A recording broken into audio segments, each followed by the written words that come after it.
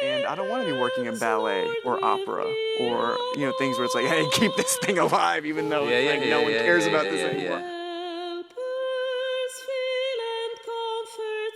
Ballet and opera have existed for centuries. Symbols of wealth, status, and culture. They were created for royalty and the elite. But today, many people see them as outdated, exclusive, and even irrelevant. So the question is, are ballet and opera really dying? Or are they just struggling to keep up with a new generation? My name's Olivia Mays, and this is Curtain Call. When you think of ballet or opera, what's the first thing that comes to mind? I think the first thing that comes to mind when I think of ballet is definitely the colour pink and also like tutus and the ballet shoes. And when I think of opera, I usually just think of, like opera singers. Creative, nice music. To be honest, I don't really know about ballet. I just know it's a dance that a lot of girls like it. But I like opera. I think it's a nice style of like music, and I think people like express their feelings well in it. Tradition. It's always been there, and I think it always will be there. I don't think it's ever gonna become outdated or old. It's like a legacy. Would you go and watch a ballet or opera? No, because I find it quite boring. If I had the chance, yeah, I would definitely, but I'm not too interested in it. Probably not. You know what? I definitely watch a ballet. Like, I've watched some, but I don't know about opera. Like, you know what? Never say never. I probably would, but like, not right now, to be honest. Why not right now? I don't know. Like, it just doesn't seem like something that would appeal to me. Like, I'd rather go to like see a play or like a musical. And that raises a bigger question. Who are ballet and opera really for today? To understand this, you have to go back to where it all began. Ballet first emerged in the 15th century in the courts of the Italian Renaissance, before developing in France under royal influence. This is where it became much more structured, refined, and formal. Similarly, opera followed in the 16th century, combining music, drama, and storytelling. From the very beginning, both ballet and opera were designed for a specific audience, one defined by wealth and status. And today, these leave a lasting impact. It used to be kind of like a thing for rich people, things like that. The upper class are more likely to be interested in that type of thing. However, today, ballet and opera are doing much more to become more available to a younger audience. English National Opera's Discover Opera Days are all about opening up the world of opera to school pupils and letting them experience the wonders of the London Coliseum, getting them insight into the world of opera and all of the people that make our productions happen.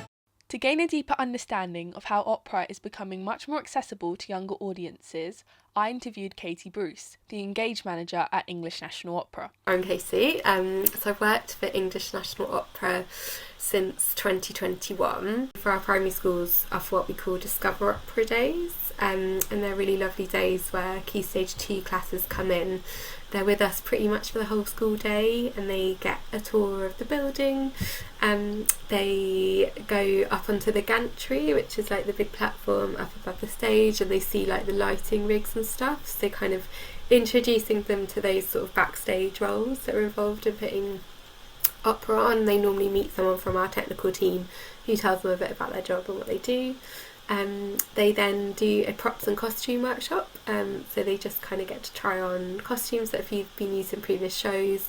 Normally someone from our costume or props department comes along and again tells them what their role is. So it's really trying to expose children to like all the different things that make an opera, because it's an art form that has so many different layers and elements to it. What's the most rewarding part of that, would you say?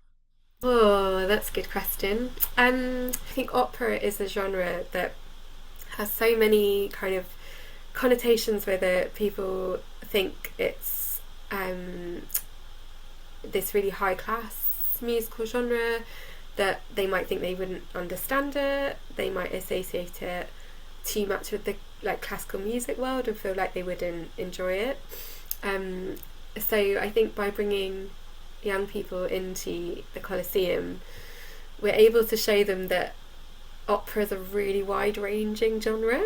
And yeah, there is some opera that is quite old-fashioned and probably doesn't feel that relevant anymore, but I think what the E&O try and do in their productions is make older works feel relevant, and also we're kind of really keen on putting out new work and contemporary work on the stage, and giving that a platform.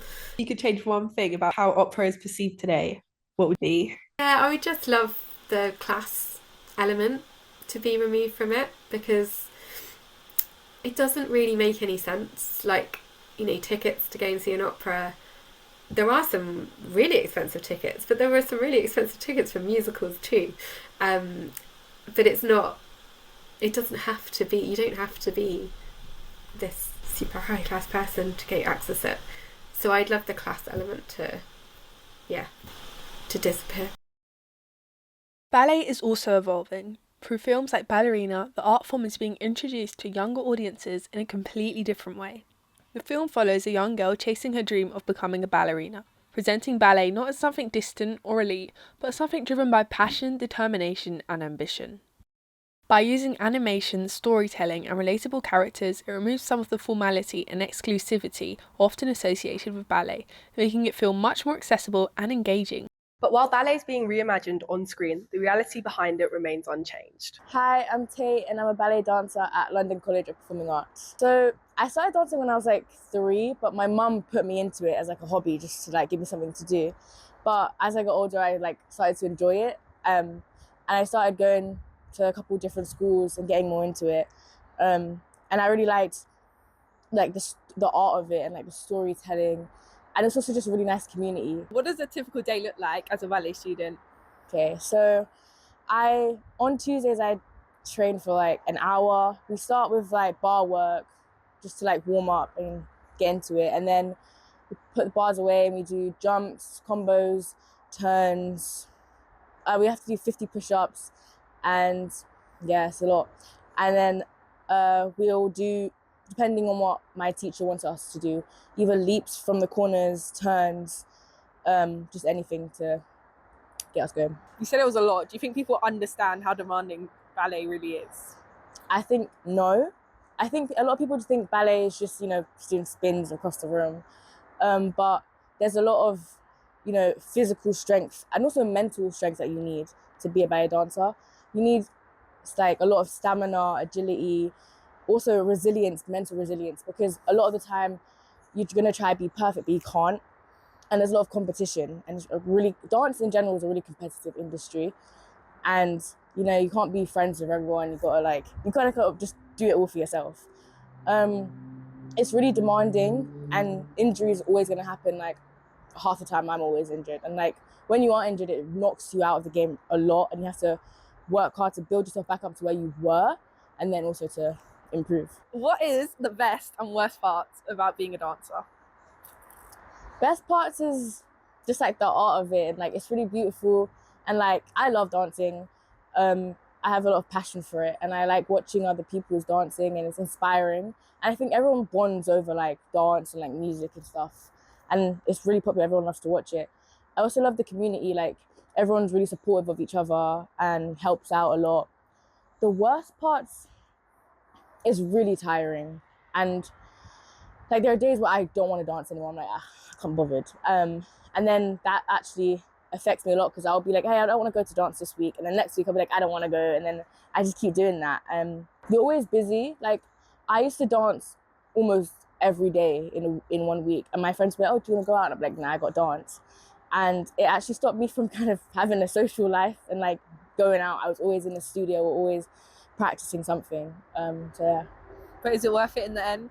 Yeah, it's worth it. I love dancing. I think it's really beautiful, and yeah, it's always worth it. For opera singers, the process is just as intense. Years of vocal training are needed to build strength, control, and endurance. They learn how to project their voice without strain and perform consistently at a high level. This short clip from the Royal Opera House demonstrates the intense level of training, discipline, and repetition required of opera singers in order to perform constantly at such a high standard.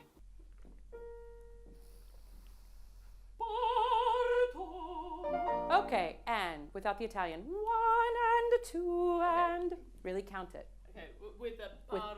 No, with the numbers. Okay. Sing it on numbers, yeah. Okay. 1 and 2 and 1 and 2 and 1 and 2 and 3 and 4, 5 and 6 and 7 and 8. Yeah, okay.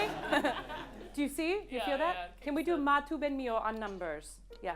But despite the pressure and discipline that comes with opera, there are still many people within the industry who are excited about its future.